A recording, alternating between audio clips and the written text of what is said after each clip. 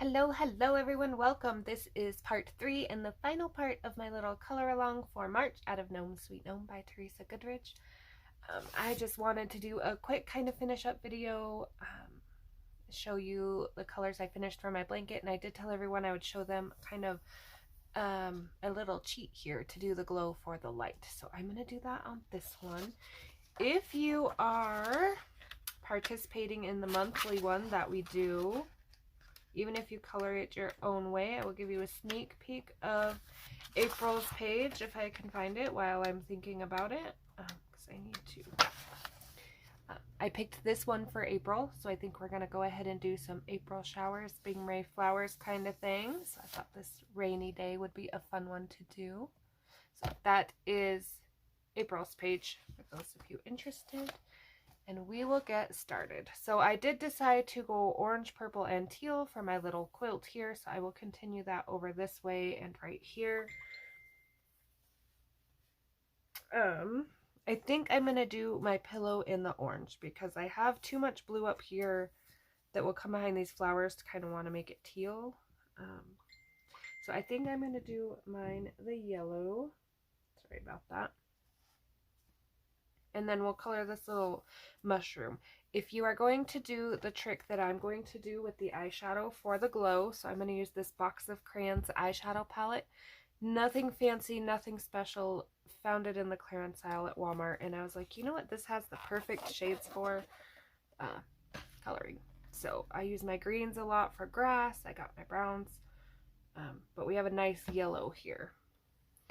And I will talk a little bit about eyeshadow when I get there.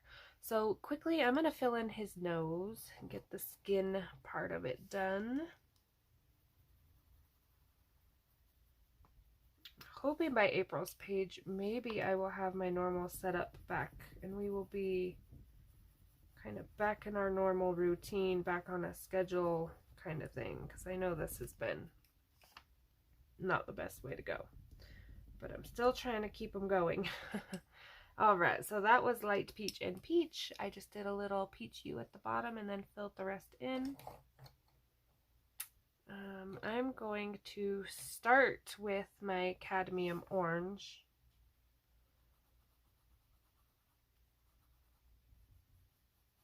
And I'm just going to kind of start creating my shadows here.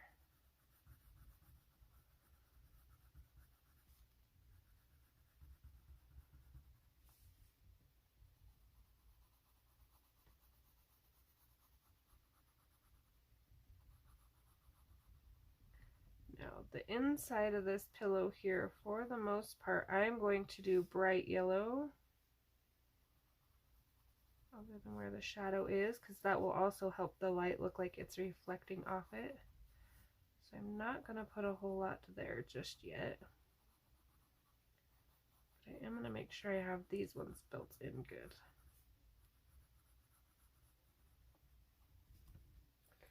So we are just starting our spring break here, so we are off now until April 2nd.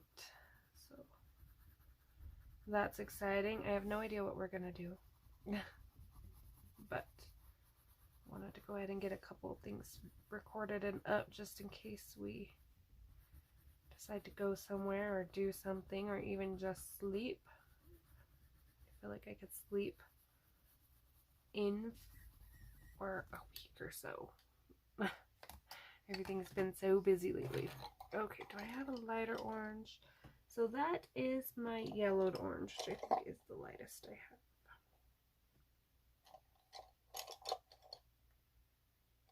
I think Sunburst Yellow is one touch lighter. Let me see here. Yes. So Sunburst Yellow. And again, we're kind of doing a matching bed set. So you use the same colors you use on your square.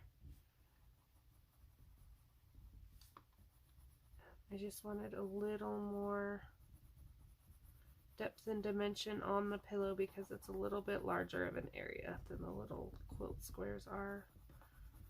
So the eye is going to see it a lot more. Okay, and then we're going to bring in our deco yellow.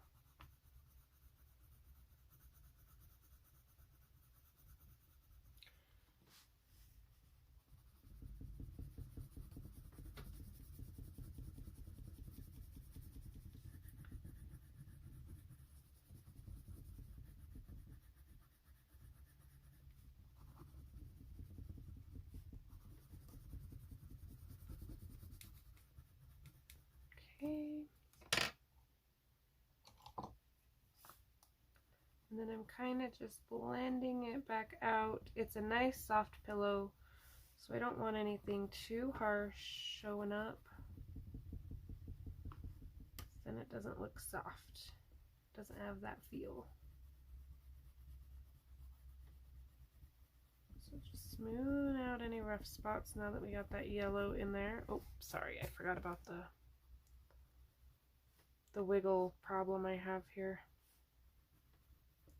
Making everybody motion sick. Okay.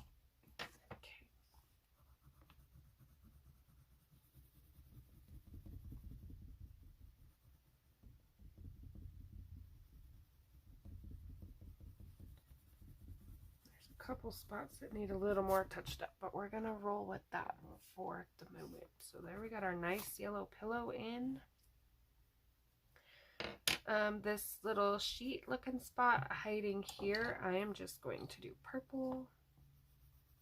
I don't want to do too much teal or anything right here with this teal square. So we're just going to kind of get some purple in and get that out of the way.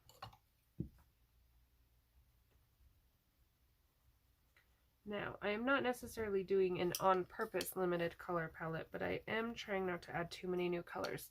So when it comes to my little mushroom here, the urge to go red, because red would go really well with this too, it's very strong. But I'm going to stick with my oranges, and I'm going to do just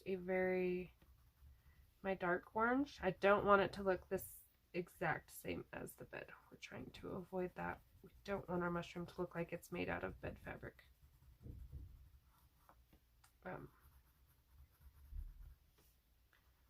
But I am going to kind of create some shadows under this light, because there ain't going to be no light shining right where this light is sitting right here. So we're going to go ahead and darken that up. And then the bottom. And if I need one darker, I will come in with like pumpkin orange or even like a burnt ochre and really darken the bottom of this little mushroom up. This way it just kind of helps with that light we're trying to make look like it's shining down. So yellowed orange.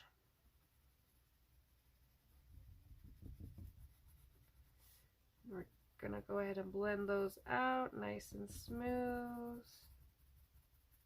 I do want these orange lines to be visible. I'm not trying to hide the dark orange lines that I just put in.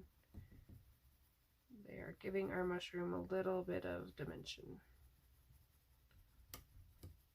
I have never seen one of these type of mushrooms like in actual real life. Tons of pictures, tons of movies.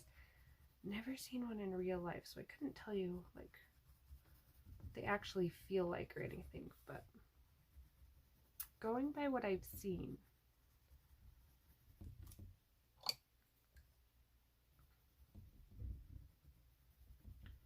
okay, and I'm just kind of darkening my orange back up. Again, I kind of want those to stay.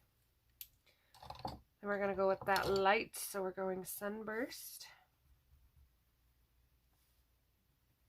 And I'm going to leave a little gap at the top for the yellow. And don't color your spots like me. I'm probably going to stick to the white dot feel of the mushrooms.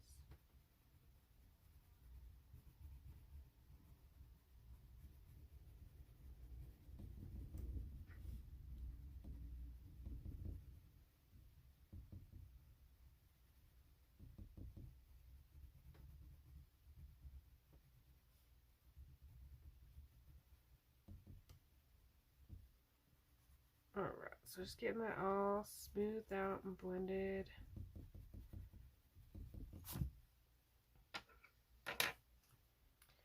And there is our little mushroom. So for the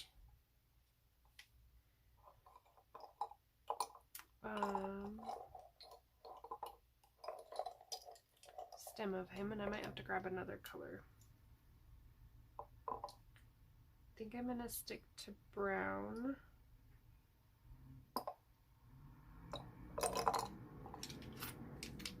Let's see. Okay, so I added a little chocolate for my shadows, and then this is light umber. And I tried to choose colors where we're not going to get lost in the floor, because we don't want it to look like the floor and look like this mushroom is just floating there at first glance. So we want to make sure we keep a little bit of our dimension going here. So I am going to darken up under that a little bit.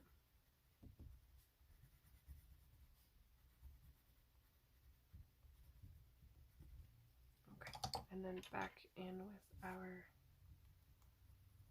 light umber.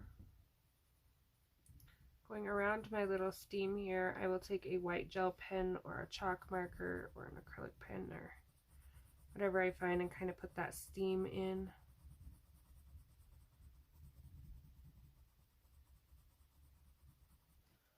Okay, and then I'm going to take a little bit of this chocolate.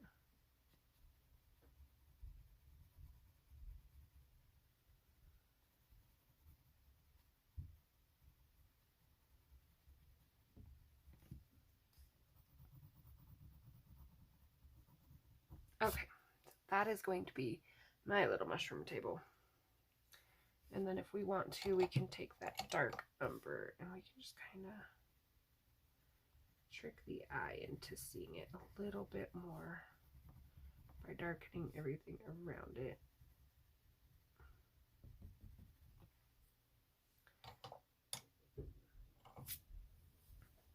All right, so I'm going to do my little lantern blue here. So I have a Copenhagen blue, and I bet I didn't bring my indigo blue. So I have indigo blue, if I could talk, Copenhagen blue, and then I'm going to use a little bit of cloud blue to add that nice shine and dimension in.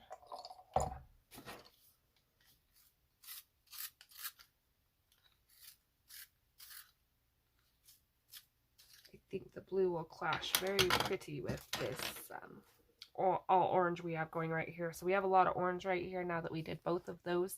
So we're going to just break it up a little bit.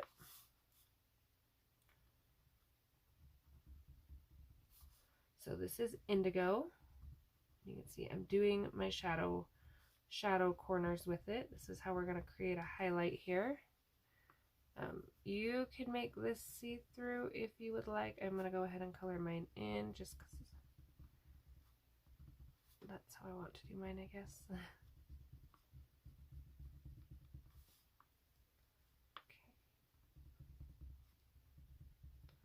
So we're just doing everywhere our shadows would be. So like where our pieces are touching, corners.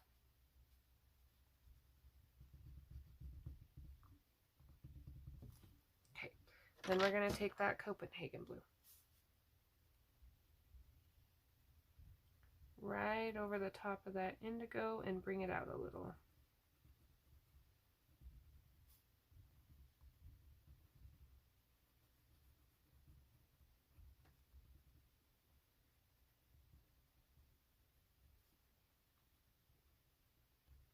Now we still have white gaps in the middle. We want those white gaps to stay. We are not trying to fill anything in completely.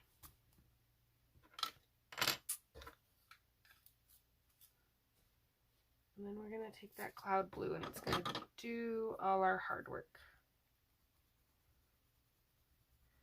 So start in the middle of your two colors and go back and forth. If you start in your dark, it'll drag your dark down and you'll lose that highlight spot. That first lesson. Learned the hard way many times. So start in your white spot and go back and forth. And then you get that nice shine look.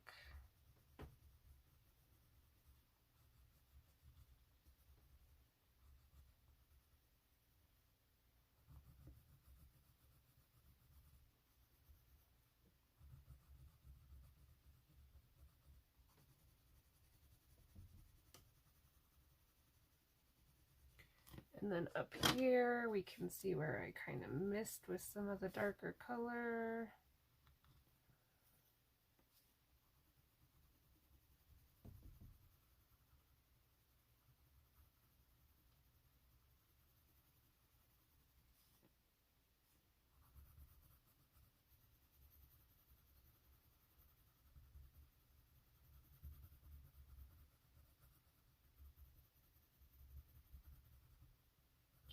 blending up and down so we get that nice look that the glare is going up and down.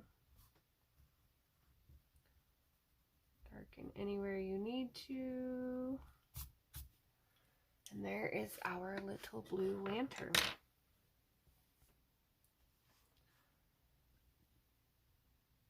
Okay, so sorry about that. I realized I forgot the other half of the pillow. So color the other half of your pillow if you haven't.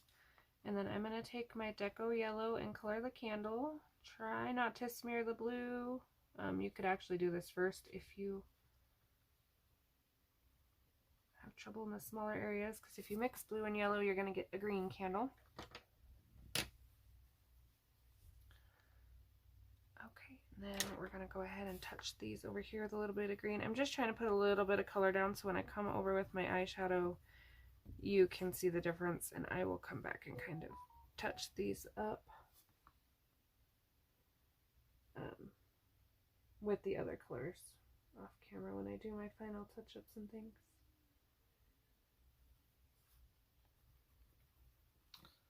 Because I will darken these with the teal as well so they kind of match the ones above.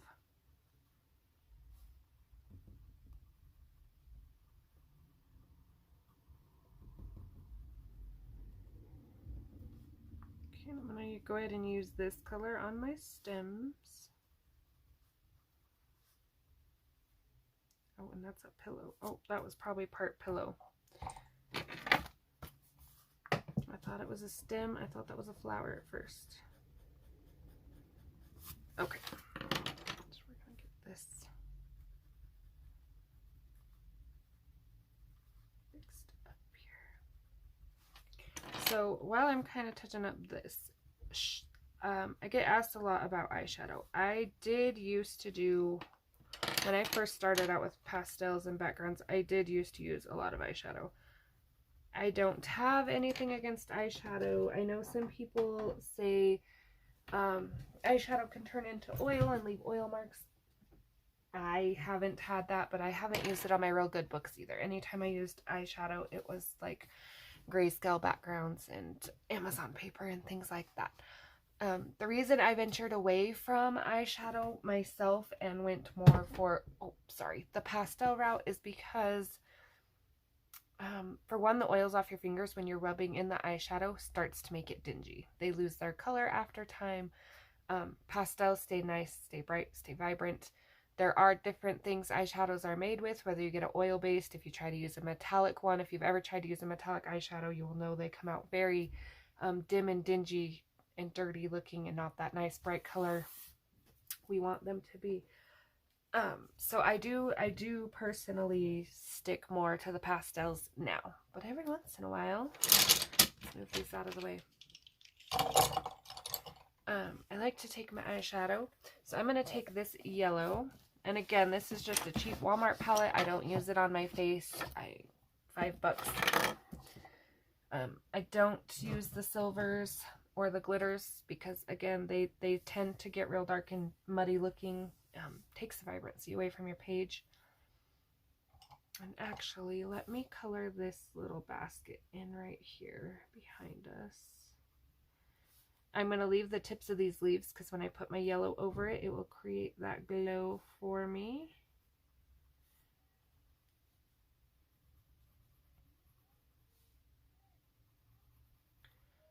So just touching this up a little bit so that if it gets hit with the eyeshadow, it will already have colored down. I don't have to try to erase out the yellow and put down blue so I don't get a greenish effect.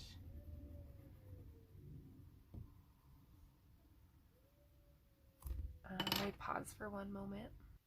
Okay, sorry about that. Someone's little was crying outside and I didn't want to have to try to talk over that. So what I'm doing real quick is just adding a little turquoise to this blue over here. This is my light aqua. So again, I used Indigo, Copenhagen, and now I'm doing the in-between with this light aqua. That just brings my blue color and teal from my sky all the way down.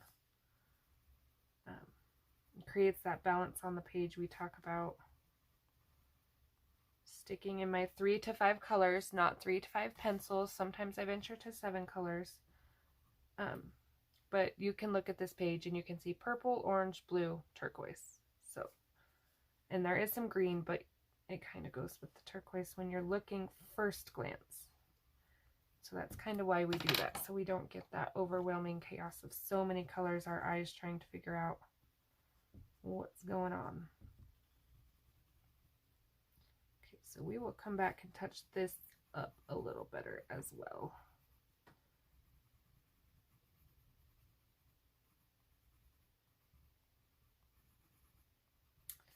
Okay, and then let me grab a cotton swab. Okay, so we're going to take, I'm going to use a Q-tip. You can use your finger and just do like a nice circle if that is what you want to do. Sorry about the kid. Okay, so taking Q-tip, yellow,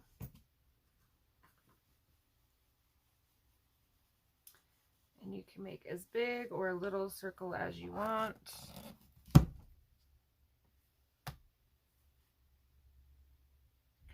When you're done, if you have anywhere that you don't like right here on this blanket, you can take a Kleenex and wipe it off too. You don't have to try to erase it out.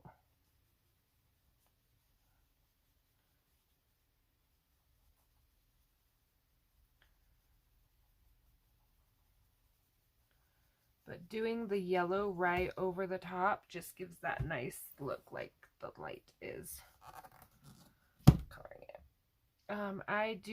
I should have brought it. I do use fixative if I use a large amount of pastels, and I will link it if I remember.